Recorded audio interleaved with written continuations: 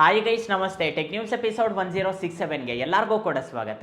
ಇವತ್ತಿನ tech news start ಮಾಡೋದಕ್ಕಿಂತ ಮುಂಚೆ ಇದುವರೆಗೂ ನೀವೇನಾದರೂ ನಮ್ಮ ಚಾನಲ್ಗೆ ಸಬ್ಸ್ಕ್ರೈಬ್ ಮಾಡ್ಕೊಂಡಿಲ್ಲ ಅಂದರೆ ಕೆಳಗಡೆ ಸಬ್ಸ್ಕ್ರೈಬ್ ಬಟನ್ ಇರುತ್ತೆ, ಸಬ್ಸ್ಕ್ರೈಬ್ ಮಾಡ್ಕೊಳ್ಳಿ. ಈ ವಿಡಿಯೋ ನಿಮಗೆ ಇಷ್ಟ ಆಯಿತು ಅಂದರೆ ಲೈಕ್ ಮಾಡೋದನ್ನು ಮಾತ್ರ ಮರಿಬೇಡಿ. ಹಾಗೆ ಬಂದುಬಿಟ್ಟು ನಿನ್ನೆ ಒಂದು ವಿಡಿಯೋ ಅಪ್ಲೋಡ್ ಮಾಡಿದ್ವಿ. ಅಂಡರ್ 30Kಯಲ್ಲಿ 30,000 ಒಳಗಡೆ ಯಾವ್ದು ಬೆಸ್ಟ್ ಮೊಬೈಲ್ ಇದೆ, ಯಾರಿಗೆ ಯಾವ ಮೊಬೈಲ್ ಸೂಟ್ ಆಗುತ್ತೆ ಅಂತ ಹೇಳ್ಬಿಟ್ಟು ಈ ವಿಡಿಯೋದಲ್ಲಿ ತಿಳಿಸಿದ್ದೀನಿ. ಯಾರಾದರೂ ಹೊಸ ಮೊಬೈಲ್ ತಗೋಬೇಕು ಅಂತ ಪ್ಲಾನ್ ಮಾಡ್ತಾ ಇದ್ರೆ ಈ ವಿಡಿಯೋ ನೋಡಿದ್ದಾದ್ಮೇಲೆ ಮೊಬೈಲ್ ತಗೊಳ್ಳಿ, ನಿಮಗೆ ತುಂಬಾನೇ ಯೂಸ್ ಆಗುತ್ತೆ.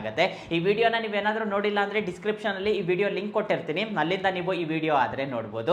ಇವತ್ತಿನ ಟೆಕ್ ನ್ಯೂಸ್ ಆದ್ರೆ ಸ್ಟಾರ್ಟ್ ಮಾಡೋಣಂತೆ. ಇವತ್ತಿನ ಟೆಕ್ ನ್ಯೂಸ್ ನೋಡ್ಕೊಂಡ್ರೆ ಮೊದಲನೇ ನ್ಯೂಸ್ ಬಂದ್ಬಿಟ್ಟು ನಮಗೆ CMF ಇಂದ. CMF ಫೋನ್ 2 Pro ಈ ಒಂದು ಮೊಬೈಲ್ ನ ಏಪ್ರಿಲ್ 28ನೇ ತಾರೀಕು ಲಾಂಚ್ ಮಾಡ್ತಾ ಇರೋದು ಎಲ್ಲರಿಗೂ ಕೂಡ ಗೊತ್ತಿರೋದೆ. ಇದೇ ಲಾಂಚ್ ಇವೆಂಟ್ ಅಲ್ಲಿ CMF ಅವರು CMF Buds 2 ಕೂಡ ಲಾಂಚ್ ಮಾಡ್ತಿದ್ದಾರೆ. ನೋಡೋದಕ್ಕೆ ಮಾತ್ರ ತುಂಬಾ ಕ್ಯೂಟ್ ಆಗಿದೆ ಅಂತಾನೆ ಹೇಳ್ಬೋದು. 3 ಕಲರ್ಸ್ ಅಲ್ಲಿ ನಿಮಗೆ ಈ ಒಂದು ಬಡ್ಸ್ ಆದ್ರೆ ಬರುತ್ತೆ. ಇದರಲ್ಲಿರೋ ಸ್ಪೆಷಲ್ ಏನು ಅಂದ್ರೆ ಒಂದ್ಸಲ ನೀವು ಕಂಪ್ಲೀಟ್ ಆಗಿ ಚಾರ್ಜ್ ಮಾಡಿದೀರಾ ಅಂದ್ರೆ 55 ಅವರ್ಸ್ ನಿಮಗೆ ಪ್ಲೇಬ್ಯಾಕ್ ಟೈಮ್ ಸಿಗುತ್ತೆ ಅಂತ ಹೇಳ್ಬಿಟ್ಟು ಗೊತ್ತಾಗ್ತಾ ಇದೆ. ಹಾಗೆ ಬಂದ್ಬಿಟ್ಟು ಗೂಗಲ್ ಫಾಸ್ಟ್ ಪೇರಿಂಗಿಗೂ ಕೂಡ ಸಪೋರ್ಟ್ ಮಾಡುತ್ತೆ. ಇನ್ನ ಪ್ರೈಸ್ ವಿಷಯಕ್ಕೆ ಬಂದ್ರೆ 5,000 ಒಳಗಡೆನೆ ಈ ಒಂದು ಬಡ್ಸ್ ಲಾಂಚ್ ಆಗುತ್ತೆ ಅಂತ ಹೇಳ್ಬಿಟ್ಟು ರಿಪೋರ್ಟ್ಸ್ ಆದ್ರೆ ಬರ್ತಾ ಇದೆ. ಮೊಬೈಲ್ ಡಿಸೈನ್ ಕೂಡ ಹೊರಗೆ ಬಂದಿದೆ. ಇವಾಗ ನೀವು ಸ್ಕ್ರೀನ್ ಮೇಲೆ ನೋಡ್ತಾ ಇದ್ದೀರಲ್ಲ, ಈ ಸಲ ನಿಮಗೆ ಡ್ಯುಯಲ್ ಟೋನ್ ಫಿನಿಶ್ ಇರುತ್ತೆ. ಮೇಲ್ಗಡೆ ಒಂದು ಸ್ವಲ್ಪ ಲೈಟ್ ಇರುತ್ತೆ, ಕೆಳಗಡೆ ನಿಮಗೆ ಒಂದು ಸ್ವಲ್ಪ ಡಾರ್ಕ್ ಇರುತ್ತೆ. ಈ ರೀತಿಯಾಗಿ ಡ್ಯುಯಲ್ ಟೋನ್ ಫಿನಿಶ್ ಇಂದ ಬರುತ್ತೆ ಅಂತ ಹೇಳ್ಬಿಟ್ಟು ಗೊತ್ತಾಗ್ತಿದೆ. CMF ಫೋನ್ 1ಗೆ ಕಂಪೇರ್ ಮಾಡಿದ್ರೆ CMF ಫೋನ್ 2 ಅಲ್ಲಿ ನಿಮಗೆ ಕ್ಯಾಮ್ರಾ ಮಾಡ್ಯೂಲ್ ಏನಿದೆಲ್ಲ, ಕ್ಯಾಮ್ರಾ ಸೈಜ್ ಒಂದು ಸ್ವಲ್ಪ ದೊಡ್ಡದಾಗಿದೆ. ನಿಮಗೆ ತುಂಬಾ ತೀರಾ ಸಣ್ಣ ಸೈಜ್ ಆದ್ರೆ ಇಲ್ಲ, ಈ ಸಲ ಒಂದು ಸ್ವಲ್ಪ ಸೆನ್ಸಾರ್ಸ್ ಆದ್ರೆ ಚೇಂಜ್ ಮಾಡಿದ್ದಾರೆ. ನೋಡೋದಕ್ಕೂ ಕೂಡ ಮೇಜರ್ ಇಂಪ್ರೂವ್ಮೆಂಟ್ಸ್ ಅಂತ ಹೇಳ್ಬಿಟ್ಟು ಅನ್ನಿಸ್ತಾ ಇದೆ. ಸೊ ನೋಡೋಣಂತೆ ಏಪ್ರಿಲ್ 28ನೇ ತಾರೀಕು ನಮಗೆ ಕಂಪ್ಲೀಟ್ ಇನ್ಫಾರ್ಮೇಶನ್ ಸಿಗುತ್ತೆ. ನೆಕ್ಸ್ಟ್ ನ್ಯೂಸ್ ನೋಡ್ಕೊಂಡ್ರೆ ನಮಗೆ ವಿವೋ ಇಂದ ವಿವೋ T4 ಈ ಒಂದು ಮೊಬೈಲ್ ನ ನಿನ್ನೆ ನಮ್ಮ ಇಂಡಿಯಾದಲ್ಲಿ ಲಾಂಚ್ ಮಾಡಿದ್ದಾರೆ. ಇದೇನು ಹೊಸ ಮೊಬೈಲ್ ಏನಲ್ಲ, IQ ಕಂಪನಿಯವರು ರೀಸೆಂಟ್ ಆಗಿ ಲಾಂಚ್ ಮಾಡಿದ್ರಲ್ಲ IQ Z10 ಅಂತೇಳಿ, ಅದೇ ಮೊಬೈಲ್ ನ ರೀಬ್ರ್ಯಾಂಡ್ ಮಾಡಿ ವಿವೋ ಅಲ್ಲಿ ಲಾಂಚ್ ಮಾಡಿದ್ದಾರೆ. ಅಮೆಝಾನ್ ಅಲ್ಲಿ IQ ಸಿಗುತ್ತೆ, ಫ್ಲಿಪ್ಕಾರ್ಟ್ ಅಲ್ಲಿ ವಿವೋ ಸಿಗುತ್ತೆ, ಅಷ್ಟೇ ವ್ಯತ್ಯಾಸ, ಮೇಜರ್ ಚೇಂಜಸ್ ಏನು ಕೂಡ ಇಲ್ಲ. ಇದರಲ್ಲೂ ಕೂಡ ನಿಮಗೆ AMOLED ಡಿಸ್ಪ್ಲೇ ಇರುತ್ತೆ, 120 Hz ರಿಫ್ರೆಶ್ ರೇಟ್ಗೆ ಸಪೋರ್ಟ್ ಮಾಡುತ್ತೆ. ಸ್ನ್ಯಾಪ್ಡ್ರ್ಯಾಗನ್ 7S Gen 3 ಈ ಒಂದು ಪ್ರೊಸೆಸರ್ ನ ಯೂಸ್ ಮಾಡಿದ್ದಾರೆ. ಮೇನ್ ಕ್ಯಾಮ್ರಾ 50 ಮೆಗಾ ಪಿಕ್ಸೆಲ್ ಇರುತ್ತೆ, ಸೆಕೆಂಡರಿ ಕ್ಯಾಮ್ರಾ 2 ಮೆಗಾ ಪಿಕ್ಸೆಲ್ ಇರುತ್ತೆ, ಫ್ರಂಟ್ ಕ್ಯಾಮ್ರಾ 32 ಮೆಗಾ ಪಿಕ್ಸೆಲ್ ಇರುತ್ತೆ, 7300 mAh ಬ್ಯಾಟರಿ ಇರುತ್ತೆ, 90 ವಾಟ್ ಫಾಸ್ಟ್ ಚಾರ್ಜಿಂಗ್ ಗೆ ಸಪೋರ್ಟ್ ಮಾಡುತ್ತೆ. ಇನ್ನು ಪ್ರೈಸ್ ವಿಷಯಕ್ಕೆ ಬಂದ್ರೆ ಬೇಸ್ ವೇರಿಯಂಟ್ ನಿಮಗೆ 22,000ಕ್ಕೆ ಸಿಗುತ್ತೆ.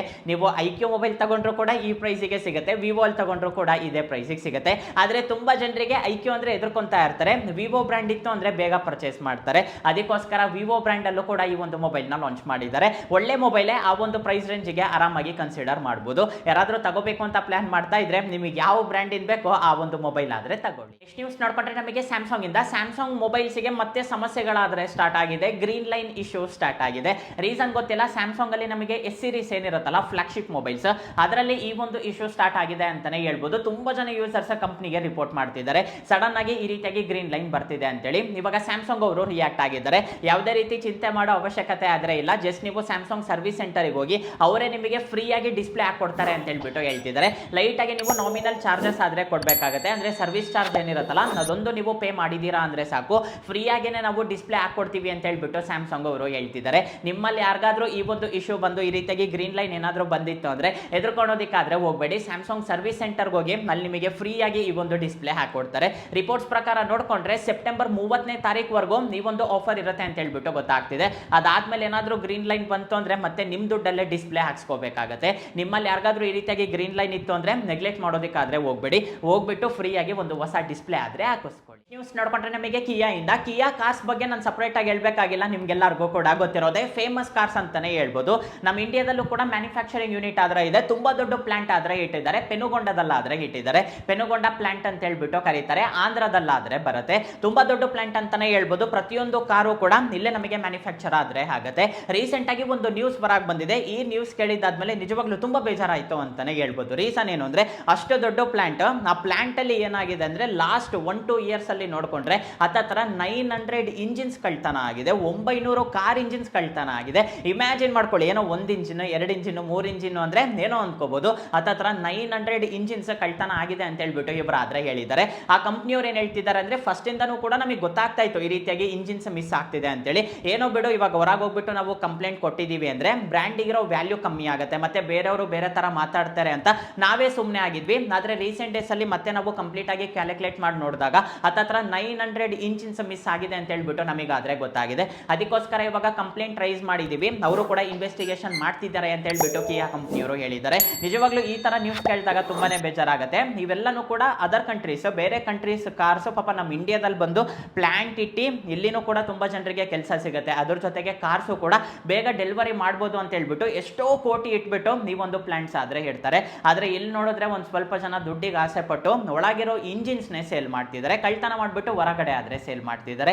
ಈ ನ್ಯೂಸ್ ಕೇಳಿದಾದ್ಮೇಲೆ ತುಂಬಾನೇ ಬೇಜಾರಾಯ್ತು. ನ್ಯೂಸ್ ಹೇಳೋದಕ್ಕಿಂತ ಮುಂಚೆ ಡೀಲ್ ಆಫ್ ದಿ ಡೇ ನೋಡೋಣಂತೆ. ಅದ್ರಲ್ಲಿ ಮೊದಲನೇದು ಬಂದ್ಬಿಟ್ಟು ಸ್ಯಾಮ್ಸಂಗ್ ವಾಚ್ 6 17,500ಕ್ಕೆ ಸಿಗ್ತಾ ಇದೆ. ತುಂಬಾ ಕಮ್ಮಿ ಪ್ರೈಸಿಗೆ ಸಿಗ್ತಿದೆ ಅಂತಾನೆ ಹೇಳ್ಬೋದು. ಹಾಗೆ ಬಂದ್ಬಿಟ್ಟು ಬೋಟ್ ಬ್ರ್ಯಾಂಡಿಗೆ ಸಂಬಂಧಪಟ್ಟ ಸೌಂಡ್ ಬಾರ್, ಹಾಗೆ ಬಂದ್ಬಿಟ್ಟು ಹೋಮ್ ಥಿಯೇಟರ್ ಹತ್ತತ್ರ 5,300 ರೂಪಾಯಿಗೆ ಸಿಗ್ತಾ ಇದೆ.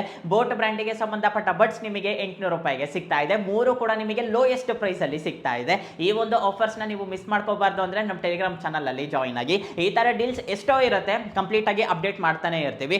ಅಷ್ಟರಲ್ಲಿ ನಿಮಗೆ ಯಾವ್ದು ತುಂಬಾ ಇಂಟ್ರೆಸ್ಟಿಂಗ್ ಆಗಿ ಅನ್ಸುತ್ತೋ ಅದನ್ನ ನೀವು ಆರಾಮಾಗಿ ತಗೋಬಹುದು. ಡಿಸ್ಕ್ರಿಪ್ಷನ್ ಅಲ್ಲಿ ನಾನು ಬೇಕಾದ್ರೆ ಲಿಂಕ್ ಕೊಟ್ಟಿರ್ತೀನಿ, ಅಲ್ಲಿಂದ ನೀವು ಆರಾಮಾಗಿ ಜಾಯಿನ್ ಆಗಿ. ನೆಕ್ಸ್ಟ್ ನ್ಯೂಸ್ ನೋಡ್ಕೊಂಡ್ರೆ ನಮಗೆ ಅಮೇಸ್ಫಿಟ್ ಇಂದ. ಅಮೇಸ್ಫಿಟ್ ಅವರು ನಮ್ಮ ಇಂಡಿಯಾದಲ್ಲಿ ಒಂದು ಹೊಸ ಸ್ಮಾರ್ಟ್ ವಾಚ್ ನ ಲಾಂಚ್ ಮಾಡಿದ್ದಾರೆ, ಅಮೇಸ್ಫಿಟ್ ಆಕ್ಟಿವ್ 2 ಅಂತೇಳಿ. ಈ ವಾಚ್ ನಿಮಗೆ ಒಂದು ಸ್ವಲ್ಪ ಕಾಸ್ಟ್ಲಿ ಇರುತ್ತೆ, ಆದ್ರೆ ಸ್ಪೆಸಿಫಿಕೇಶನ್ಸ್ ತುಂಬಾನೇ ಚೆನ್ನಾಗಿದೆ. ಹೆಲ್ತ್ಗೆ ಸಂಬಂಧಪಟ್ಟ ಎಲ್ಲ ಫೀಚರ್ಸ್ ಕೂಡ ಇರುತ್ತೆ. MOLED ಡಿಸ್ಪ್ಲೇನ ಪ್ರೊವೈಡ್ ಮಾಡಿದ್ದಾರೆ. ಈ ಒಂದು ವಾಚ್ ಅಲ್ಲಿ ಮ್ಯಾಪ್ ನ ಕಂಪ್ಲೀಟ್ ಆಗಿ ಇಂಟಿಗ್ರೇಟ್ ಮಾಡಿದ್ದಾರೆ. ಅದರ ಜೊತೆಗೆ ಬಯೋ ಟ್ರ್ಯಾಕರ್ 6.0 ಕೂಡ ಪ್ರೊವೈಡ್ ಮಾಡಿದೀವಿ ಅಂತ ಹೇಳ್ಬಿಟ್ಟು ಇವರಾದ್ರೆ ಹೇಳ್ತಿದ್ದಾರೆ. ನಿಮಗೆ ಬಿಲ್ಡ್ ಕ್ವಾಲಿಟಿ ಆಗಿರ್ಬೋದು, ಸ್ಪೆಸಿಫಿಕೇಶನ್ಸ್ ಆಗಿರ್ಬೋದು, ಅಪ್ಡೇಟ್ಸ್ ಎಲ್ಲನೂ ಕೂಡ ನಿಮಗೆ ತುಂಬಾ ಚೆನ್ನಾಗಿರುತ್ತೆ ಅಂತಾನೆ ಹೇಳ್ಬೋದು. ಒಂದು ಸ್ವಲ್ಪ ನಿಮಗೆ ಪ್ರೀಮಿಯಂ ಲೆವೆಲ್ ಅಲ್ಲಿ ಇರುತ್ತೆ. ಇನ್ನ ಪ್ರೈಸ್ ವಿಷಯಕ್ಕೆ ಬಂದ್ರೆ 10,000 ಇಟ್ಟಿದ್ದಾರೆ. ನಮಗೆ ಲೆದರ್ ಸ್ಟ್ರಾಪ್ ಇಂದ ಬೇಕು, ಲೆದರ್ ಬೆಲ್ಟ್ ಇಂದ ಬೇಕು ಅಂದ್ರೆ 1,2,000 ಜಾಸ್ತಿ ಆಗುತ್ತೆ. ಆವಾಗ ನಿಮಗೆ 12,000ಕ್ಕೆ ಈ ಒಂದು ಸ್ಮಾರ್ಟ್ ವಾಚ್ ಸಿಗುತ್ತೆ. ಯಾರಾದ್ರೂ ಅಮೇಸ್ಫಿಟ್ ಗೆ ಸಂಬಂಧಪಟ್ಟ ಹೊಸ ಸ್ಮಾರ್ಟ್ ವಾಚ್ ತಗೋಬೇಕು ಅಂತ ಪ್ಲಾನ್ ಮಾಡ್ತಾ ಇದ್ರೆ ಈ ಒಂದು ವಾಚ್ ನ ಪರ್ಚೇಸ್ ಮಾಡಿ. ನೆಕ್ಸ್ಟ್ ನ್ಯೂಸ್ ನೋಡ್ಕೊಂಡ್ರೆ ನಮಗೆ ಆಪಲ್ ಇಂದ. ಆಪಲ್ ಕಂಪ್ನಿಯವರು ನೆಕ್ಸ್ಟ್ ನಮಗೆ ಐಫೋನ್ 17 ಸೀರೀಸ್ ನ ಲಾಂಚ್ ಮಾಡ್ತಾರೆ. ಎಲ್ಲರಿಗೂ ಕೂಡ ಗೊತ್ತಿರೋದೆ. ಈ ಮೊಬೈಲ್ಸ್ಗಂತೂ ಇವಾಗಿಂದಾನೇ ಡಿಮ್ಯಾಂಡ್ ಸ್ಟಾರ್ಟ್ ಆಗಿದೆ ಅಂತಾನೆ ಹೇಳ್ಬೋದು. ರೀಸನ್ ಏನು ಅಂದ್ರೆ for the first time design change ಮಾಡ್ತಿದ್ದಾರೆ.